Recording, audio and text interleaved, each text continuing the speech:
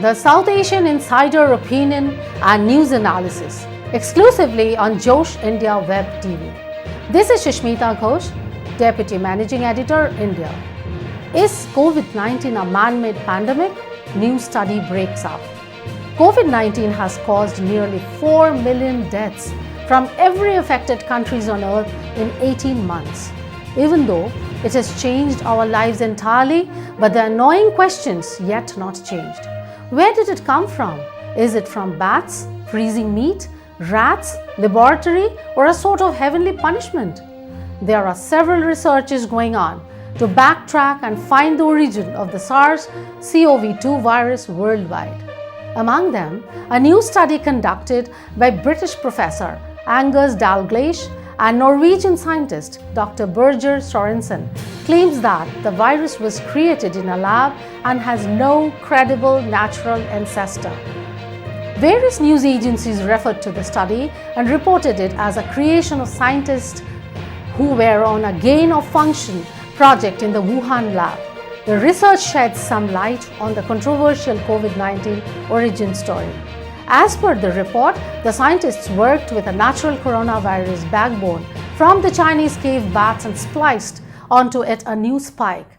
The result of this step turned into a deadly COVID-19. The duo created paper is going to be published in the scientific journal Quarterly Review of Biophysics Discovery. In their new research, Dalgleish and Sorensen said that the Chinese scientists inside the Wuhan lab were altering the naturally occurring viruses. It was an attempt to make them more virulent and test their potentially devastating effects on humans thereafter. They covered their tracks through retro-engineering of the virus versions to make it appear evolved from an animal. It is also claimed that Chinese scientists and whistleblowers first came to know of the virus leak.